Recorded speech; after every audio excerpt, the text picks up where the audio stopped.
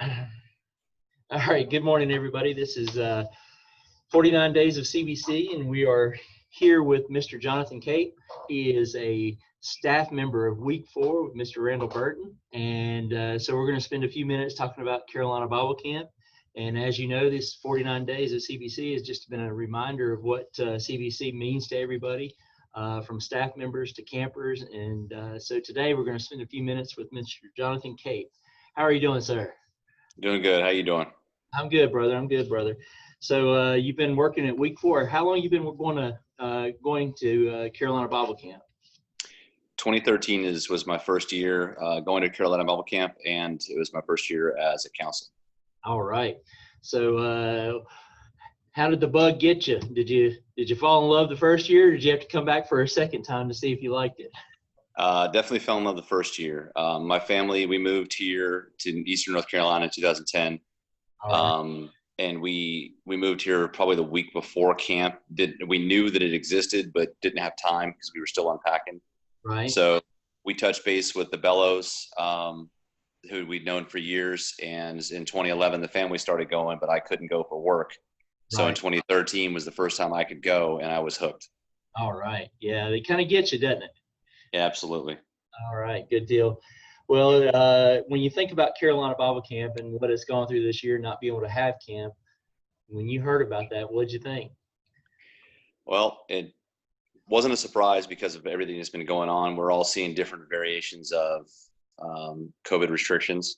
Yes, sir. But the family, every year we look forward to going. And if one of us can't go, it hurts.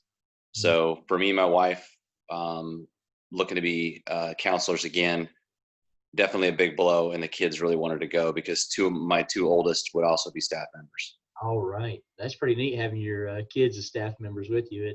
Yes, sir. All right, I have the same thing week 7 with my daughter, my wife, and my youngest daughter. This is her senior year, so this would have been her last year as a camper. So. But yeah, so if you think about all the years that you've spent there at Carolina Bible Camp, and I know that you've had some special memories probably over the years. Is there any special memory that you would like to share with us this morning? So many, right? There are so many. I mean, seeing so many of the kids come to Christ and be baptized at camp. Being able to baptize my son at camp. That's one of the most memorable, but to watch these young men and women grow up each and every year, and then to call them fellow staff members, a few of them every year, it's a real honor. I bet so. When you get to see experienced kids like go through the pre-campers all the way up to staff, that's always pretty neat to see just the spiritual growth, and then the maturity, and then to see them as staff members. It is a true blessing. Have you had the experiences yet with new campers that come on campus that are kind of nervous the Sunday afternoon? They're not making friends, and they're thinking about going back home with mom and dad. Have you ever had that experience? Yes, every year. How do you handle it? Mr. Jonathan? Again, it's different. Yeah. Some of the children have reasons why they're so apprehensive or so standoffish. Some of them medical reasons, some of them familial. But you just try to approach each situation and kind of feel it out, and hopefully you can figure out how to help them to relax and how to help others to approach them as well, to include them into the groups. That is so important. Those connections, and it's always neat how the other campers know how to help that new kid that's coming in. It's a special thing to see that. So when you think about Carolina Bible Camp, you've got quite a few years of experience there. I know that you've probably had a few staff members or campers that have made an impression on you that's probably lasted a lifetime. Is there somebody like that you want to share with us today? Again, staff. I love Randall. He's the reason we come back every year. And if he hands over the reins, we'll still come back.